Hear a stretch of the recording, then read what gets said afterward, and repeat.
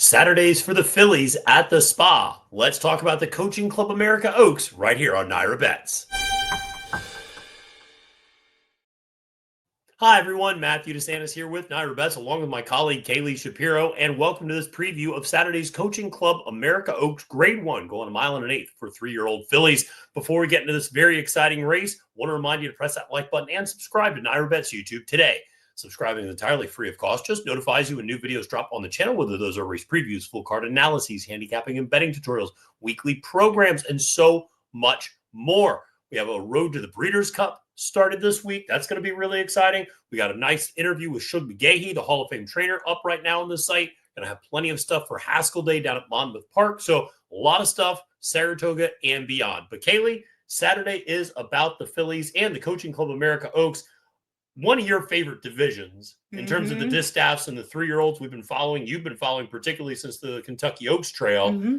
Exciting group of 6, but this is going to be a really great race. Yeah, it's a very exciting group of 6. Obviously, we have Immersive, the 2-year-old champion, but she's facing some fillies that have been improving while she's been on the bench. So it's going to be really interesting. I don't think that she's the clear-cut, horse that's most likely to win. Would I be shocked? No, but it's a great betting race, in other words, if you look at it, because even beyond your top 2 choices, I mean, I didn't land on either of them. So definitely a great betting race. No, it is a good betting race. I agree with you. And I think this division feels even more wide open with Good Cheer on the bench, clearly for a little bit, getting a little bit of a breather, might be coming back in the Alabama. Nitrogen, who I think a lot of us assumed might be going to the Alabama, still might go to the Alabama, but coming off a very close defeat last time in that Belmont Oaks. So going to be interesting to see where this division stands, because there's not necessarily clear-cut dominant filly like last year with a little horse named what? Torpedo Anna. Oh, definitely when you think back to this race last year, I remember watching on the TV at Monmouth with you. That was a lot of fun. So, we'll be watching on the TV for sure. And shout out to your friend Amanda, who is watching with us as well. So we'll see who the horse is going to be this year. But absolutely. Well, let's dive into this field of 6. And it is an interesting race because you mentioned the 2 favorites, Immersive and Cara. Immersive, who was the champion 2-year-old filly last year, and was so dominant, a perfect 4 for 4 as a 2-year-old, dominating victory in the Breeders' Cup Juvenile Fillies. Came back from a really long layoff, had a little bit of an injury and a setback, came back in that Monomoy Girl last time out, and couldn't quite close and finish against Take Charge Milady, but certainly a horse that has every opportunity to take a huge step forward, second back, and you see that bullet work for Brad Cox leading up to this race. You'd imagine the screws are pretty tight for her in this one. Yeah, you definitely imagine the screws are pretty tight, especially second off the bench. I have her second. I think she's going to be a real big force in this race. But to be honest, from a buyer perspective, and think back to Good Cheer, the same argument was kind of made about Good Cheer, or, there's no edge in her buyer speed figures. The difference with her is that she wasn't all out when people were saying that. And, first off the bench, you have to give Immersive a little bit of grace there. But Take Charge Milady, I'm pretty sure, passed her twice.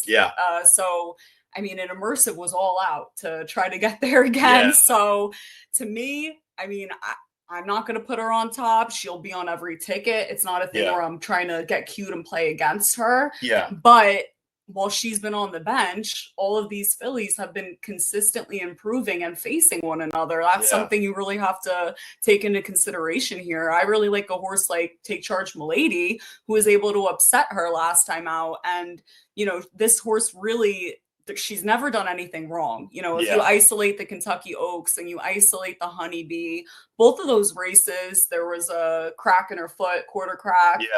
They were, bringing her back, and Ashland, she was good, but then the issue, I'm pretty sure, got worse again. So now you imagine everything is pretty tight on this filly, and we definitely saw that. She looked great. We saw her in the barn. I mean, she's a really, really nice filly. And when I was looking at her and Immersive next to each other, I mean, it's not like Immersive is this big monster anymore this year. This horse grew a ton from 2 to 3.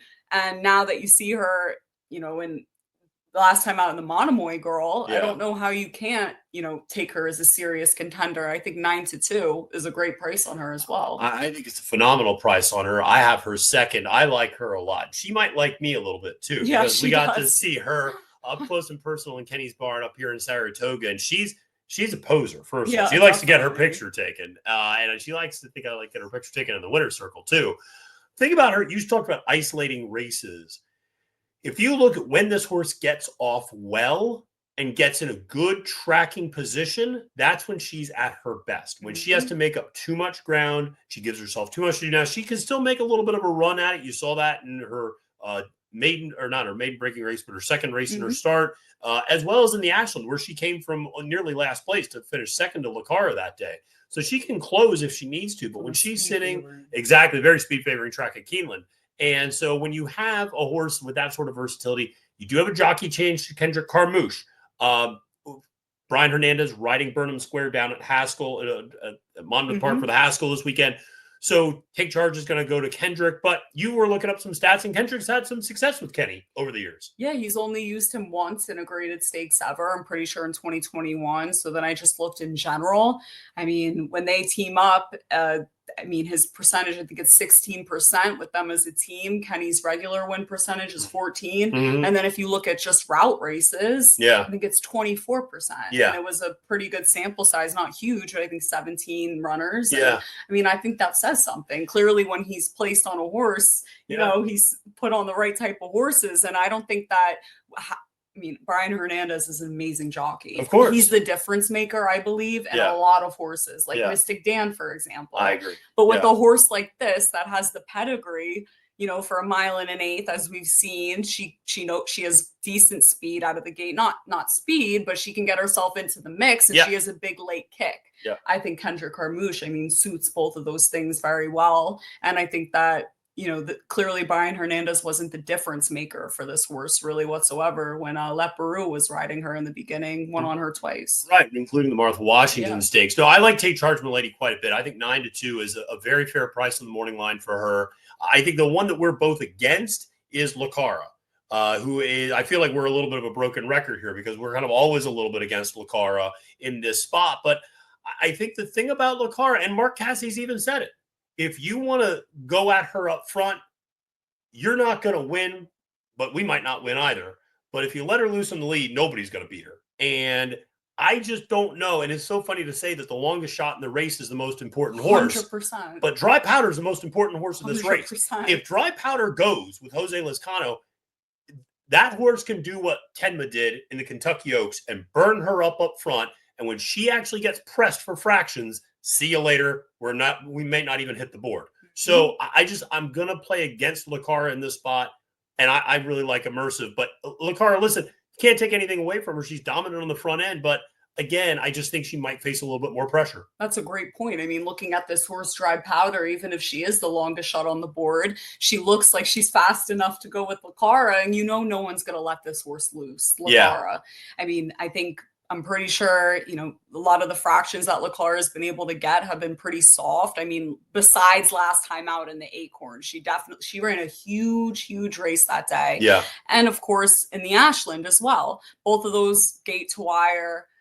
I think someone's going to have to put a little pressure. The only one that was in the Acorn was Look Forward, who was a sprinter. So she got a little tight. She didn't want to burn herself up out front either. She's not supposed to really go the distance. So when you have a horse in here that maybe could, you'd imagine they're going to take a stab at trying to sit off Cara. But she's a bit of an anomaly for me. Yeah. Every time I try to beat her, she kind of proves both of us wrong, I find. So if she happens to get the job done here, I don't know really what anything negative you can say about her. But the instinct is to try to play against, given that there's other speed. Yeah, I think so. And I think, she's also become a little bit of an on-off horse. It's notable. Every other, every other race, it really, since going back to the Pocahontas, every other race is a win. Every other weight race, though, is a loss. This would be the every other loss race coming up. Now, listen, handicapping is a lot more complicated than that, but you do want to see horses that can back up wins. And Cara's not really done that since breaking her maiden and going to the Pocahontas. Right. She's not backed up victories. And so that's a little concerning. And like I said, I ultimately landed on Immersive. And I wish, it was a little bit of a better price, obviously. But I just think Brad Cox, Godolphin, Manny Franco, second back from the layoff. I think the other thing I take a positive from was, that she really didn't give up against Take Charge Milady. She really battled down the stretch. And could have easily given way. And that says something, I think, about the mentality of the horse in terms of really wanting to win, even maybe if she wasn't fully cranked up for that first race. And also the fact that Cox is putting her in the Monomoy Girl off the bench rather than maybe a graded stakes or a little bit of a tougher spot, I think maybe indicated the screws weren't all the way tight on this one. Now we're stepping immediately up to a grade one. Yeah, I think the screws are tightened. I think the 59-1 bullet at Churchill Downs indicates that. I love this horse. I love the pedigree. Nyquist out of a Bernardini mare. And I think Immersive she can move forward after that career best buyer speed figure off the bench. And I think she could run a 90, 92 sort of a number here on Saturday. So, and she's got a versatile running style too. She's going to be able to lay close. She's not going to let Cara get that far out in front. Yeah, I completely agree. And you brought up the pedigree. I mean, this is the first time that Immersive's going to go 1.1 1/8 distance. Yeah, it's true. If you look at the pedigree, she could take a step up and definitely second off the bench. You know, you brought up such great points.